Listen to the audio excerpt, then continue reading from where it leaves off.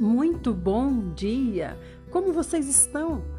Quero agradecer pela paciência, por esperar, porque infelizmente ontem nós não tivemos áudio da Bíblia, mas hoje já estamos aqui de volta. Fique conosco, em um ano nós leremos a Bíblia inteira, se Deus quiser, e Ele quer, com certeza. Hoje nós vamos começar com o Salmo 143.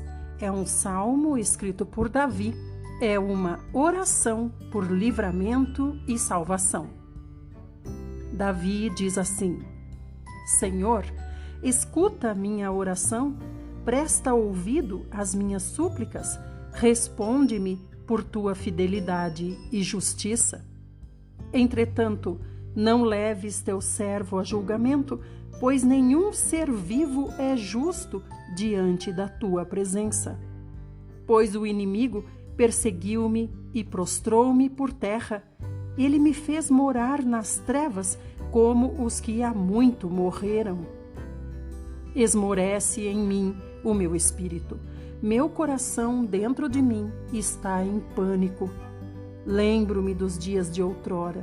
Medito em todas as tuas ações. Reflito sobre as obras das tuas mãos. Estendo para ti as minhas mãos, eis-me diante de ti, qual uma terra sedenta. Irmãos, vamos dar uma pausa para ver que aqui Davi está em profunda angústia. No entanto, ele diz: eu me lembro de tudo que o Senhor já fez na minha vida. Assim devemos ser nós também, passando por momento de sufoco, mas nos lembrando de tudo que o Senhor já fez em nossa vida. Com certeza Ele não nos abandonará agora, mas continuará por nós. E Davi continua: depressa, responde-me, ó Eterno, porquanto meu espírito desfalece. Não ocultes de mim a tua face, senão serei igual aos que já baixam a sepultura. Faze-me ouvir pela manhã do teu amor leal e perene, pois em ti depositei toda a minha confiança. Dá-me a conhecer o caminho que devo seguir, pois a ti elevo a minha alma. Senhor, livra-me dos meus inimigos, pois me refugiei junto a ti. Ensina-me a fazer a tua vontade, pois tu és o meu Deus. Teu bondoso Espírito me guie por terra plana. Pela honra do teu nome, Senhor, tu me farás viver. Por tua justiça me farás sair da angústia. Por teu amor leal e justo acabarás com meus inimigos e farás perecer todos os meus adversários, pois sou teu servo. Aqui no final está o segredo, né? É cumprir a nossa parte. Como Davi disse: eu sou teu servo, Senhor. Ele podia afirmar: eu sou teu servo. E nós podemos afirmar que somos servos do Senhor? Se podemos afirmar, com certeza, o Senhor nunca nos abandonará. Mas se não podemos afirmar, o Senhor também não nos abandona, mas Ele espera algo da nossa parte. Vamos para Provérbios? Estamos em Provérbios 17, hoje 26. Não há bom agouro em castigar o inocente, nem em açoitar quem merece ser honrado. Aqui, irmãos, é aquela famosa lei do retorno que se fala muito, né? Todo mundo fala isso. Não é bom castigar alguém inocente, nem açoitar quem merece ser honrado. Então, se nós não fazemos o que é justo, receberemos de volta o que não é justo. Vamos para o Velho Testamento. Estamos em 2 Reis, capítulo 8. Restaurados os bens da sunamita. Eliseu havia prevenido a mãe do menino, cujo filho ele ressuscitara, dizendo assim: levanta-te, parte com a tua família e vai morar onde puderes, no exterior, pois Yahvé determinou para esta terra um tempo de fome que durará 7 anos. A mulher seguiu a orientação do homem de Deus. partiu com sua família e passou 7 anos na terra dos filisteus. Ao cabo de 7 anos, ela retornou da terra dos filisteus e foi fazer um apelo ao rei por sua casa e o seu terreno. Ora, o rei estava conversando com Geazi, servo do homem de Deus, e disse: Conta-me todos os prodígios realizados por Eliseu. Enquanto Geazi estava justamente contando ao rei como Eliseu havia ressuscitado o menino, a própria mãe chegou para apresentar sua petição ao rei a fim de retomar a posse de sua casa e propriedade. Então Geazi exclamou: Senhor meu rei, aí está a mulher e aí está seu filho, que Eliseu ressuscitou. Olha só, interessante, né, irmãos, que aqui a gente vê aparecer de novo Geazi, ou melhor, Geazi nunca sumiu. Geazi é aquele que foi atrás de Naamã para pegar coisas valiosas, né, por causa da ganância dele. Ele sempre foi servo de Eliseu, mas quando ele voltou, e Eliseu disse: Eu sei o que você fez, porque eu estive com você em espírito. Agora você ficará com a lepra de Naamã. E ele ficou leproso. Então, como ele aparece aqui muito tempo depois, a gente vê que ele continuou com Eliseu. Não diz se Eliseu o curou, ou melhor, se Deus o curou através de Eliseu, mas o interessante é que Eliseu não abandonou Geazi. O rei pediu que a mulher contasse o que aconteceu e a mulher confirmou todos os fatos. Então, o rei mandou que um eunuco acompanhasse a mulher e ordenou ao eunuco que lhe seja restituído tudo o que lhe pertence e todos os rendimentos do terreno, desde o dia em que deixou a terra até agora. Aleluia! Essa viúva, essa mulher é aquela que construiu um quarto para Eliseu dormir, né? Quando Eliseu passava por aquela cidade. Então, ela engravidou porque Eliseu pediu a Deus. O filho morreu quando já era um menino grande. Eliseu pediu a Deus que o ressuscitasse. E depois de um tempo, Eliseu falou para ela: saia desse lugar porque Deus vai mandar 7 anos de fome. Então ela foi para outro lugar, aqui diz exterior.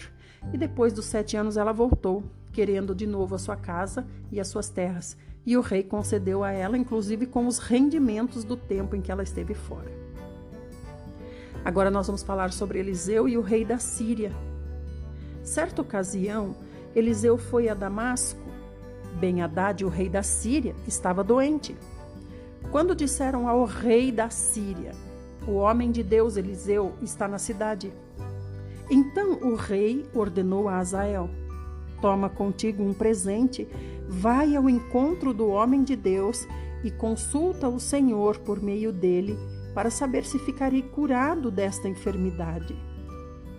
Azael partiu ao encontro de Eliseu e levou como presente tudo o que havia de melhor em Damasco, uma carga de 40 camelos. Veio, pois, à presença dele e disse: teu filho Ben-Hadad, rei da Síria, enviou-me para enviou-me para perguntar se ele vai recuperar-se da doença que o aflige. Então ele chegou com todos esses presentes diante de Eliseu, o homem de Deus. E aí interessante que ele diz: Ben-Hadad, teu filho, né? Então a gente vê o rei se humilhando. E Eliseu respondeu: vai e diga para ele, certamente tu sararás. Porém, Yahvé também revelou-me que de fato ele morrerá. E Eliseu ficou olhando fixamente para Azael até deixá-lo constrangido. Em seguida, o homem de Deus começou a chorar. Então lhe questionou Azael: por que meu senhor está chorando?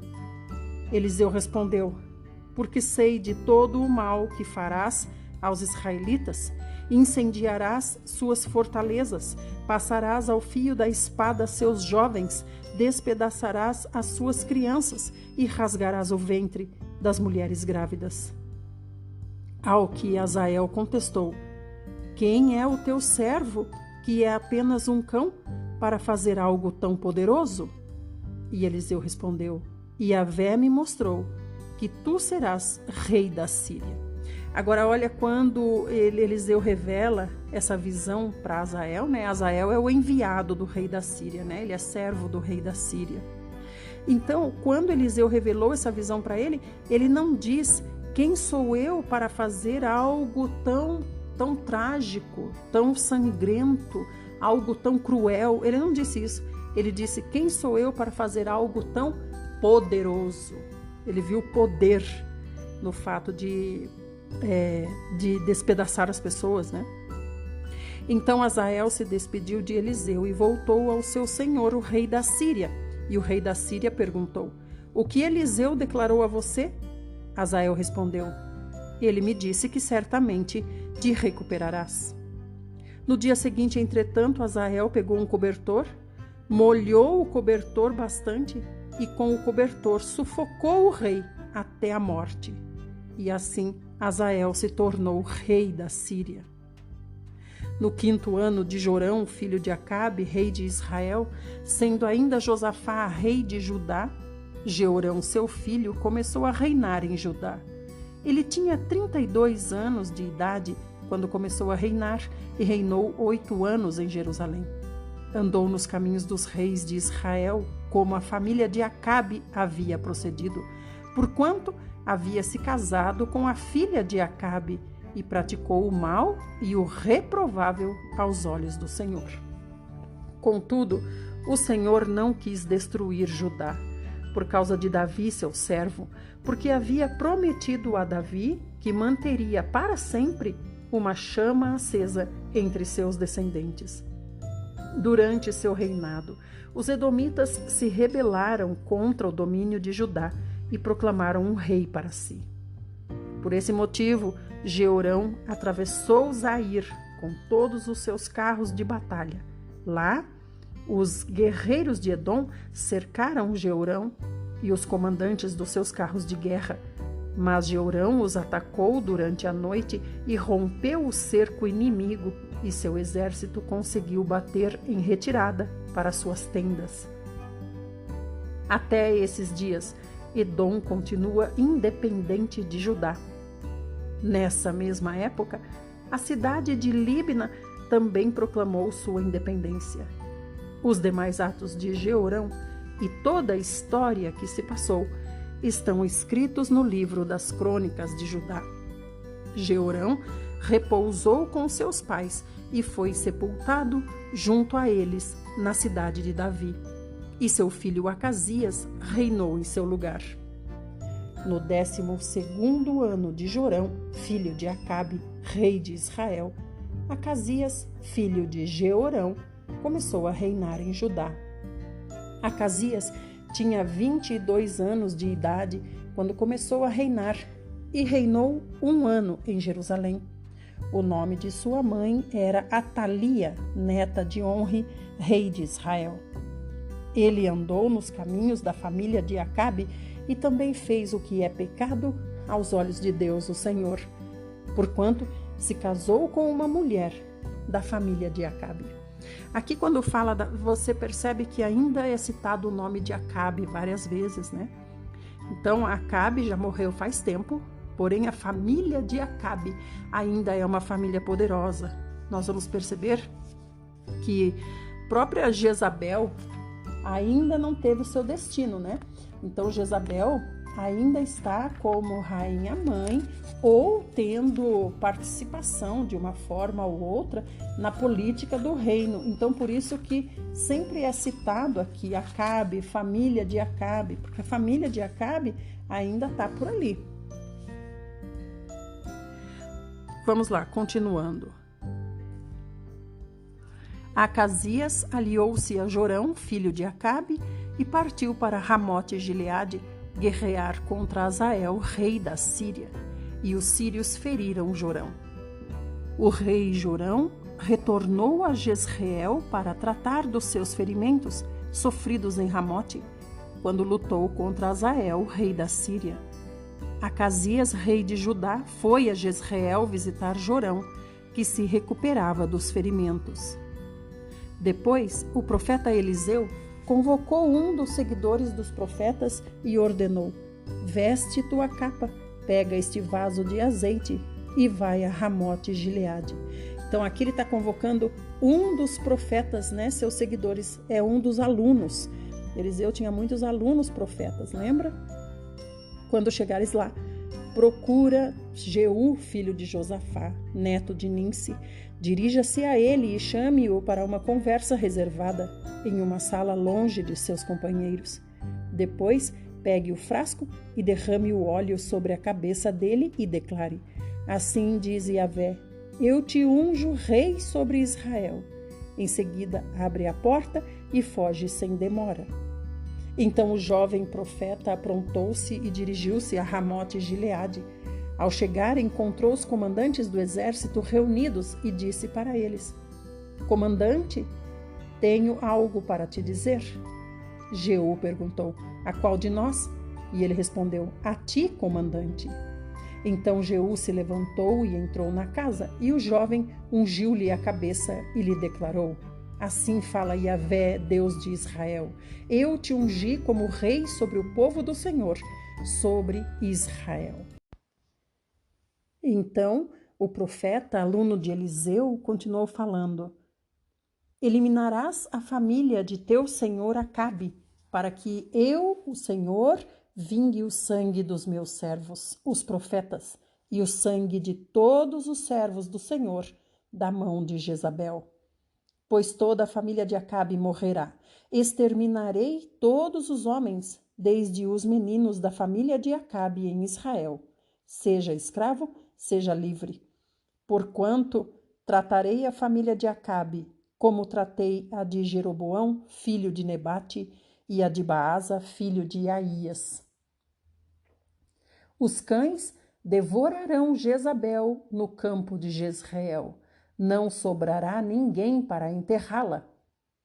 E dita essas palavras, o jovem abriu a porta e fugiu. Então Jeú retornou para junto dos demais oficiais do seu senhor, e um deles lhe indagou: está tudo bem? O que esse tresloucado queria de ti? E o comandante respondeu: bem conheces o homem e o que ele falou. Contudo, eles insistiram: não é verdade. Explica-nos tudo quanto ele declarou a ti. Então Jeú contou: ele me disse exatamente isso. Assim dizia Yahvé, o Senhor: eu te ungi rei sobre Israel. E naquele mesmo instante todos tomaram seus mantos e os estenderam sobre os degraus diante dele. Em seguida tocaram o chofar, a trombeta, e exclamaram: eis que Jeú é o rei. Até aqui. Agora nós vamos para o Novo Testamento. E a gente percebe que agora nós vamos voltar a ouvir falar de Jezabel. Então Jezabel ainda está lá. Não se sabe com que idade, mas ainda está lá vivendo como uma rainha de influência ainda, né? Porque é da família de Acabe. Então vamos agora para o Velho Testamento. Nós estamos em Atos 16 e vamos a partir do 16. Paulo liberta jovem do demônio. E aconteceu que, indo nós para o lugar de oração, nos saiu ao encontro uma jovem escrava que estava tomada por um espírito que a usava para prognosticar eventos futuros. Dessa forma, essa jovem arrecadava muito dinheiro para seus senhores por meio das adivinhações. Interessante é que quando diz Paulo, Lucas, quando eles estão indo para o lugar de oração, não é para a igreja, eles estão indo lá para debaixo da árvore, onde eles conheceram Lídia, né? Então, essa jovem, seguindo a Paulo e a nós, vinha gritando diante de todos: estes homens são servos do Deus Altíssimo e vos anunciam o caminho da salvação. E a jovem insistiu em agir assim por vários dias. Finalmente, Paulo se irritou com aquela atitude e, dirigindo-se ao espírito, repreendeu o espírito, exclamando: ordeno a ti, em nome de Jesus Cristo, retira-te dela. E o espírito, naquele mesmo instante, saiu.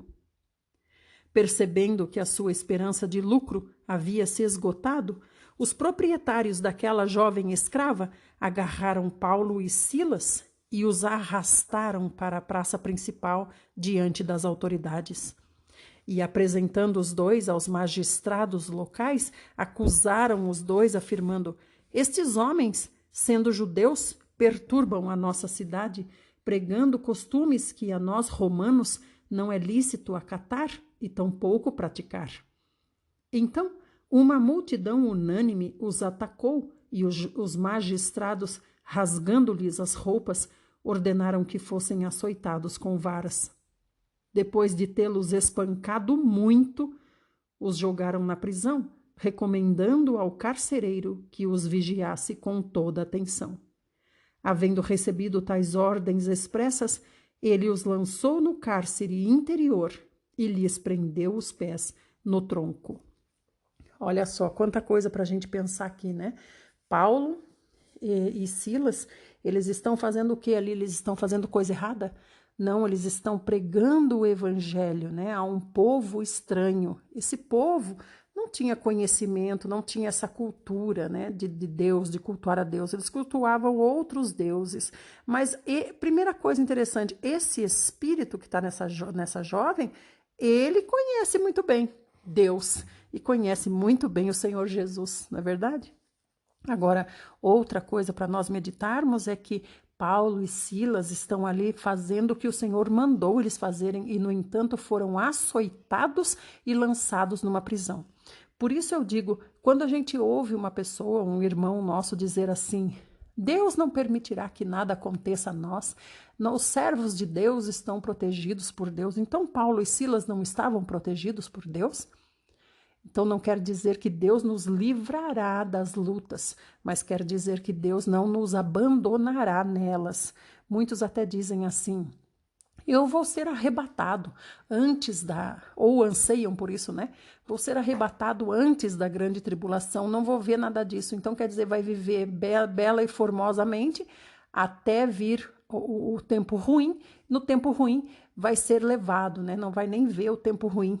Agora, analisando a história de Paulo, Silas, de todos os apóstolos, a gente vê que não é assim que Deus age. Por volta da meia-noite, Paulo e Silas estavam orando e entoando hinos de louvor a Deus, enquanto os demais presos os ouviam. Imagina quantas dores eles estavam sentindo. Aqui na palavra está escrito que eles foram espancados, e muito espancados, e ainda tem a palavra muito, foram muito espancados. Tiveram suas roupas rasgadas e, além de espancados, ainda foram açoitados. Açoitado é diferente, né? É receber açoites de um arrelho. E, de repente, aconteceu um terremoto tão violento que os alicerces da prisão foram abalados.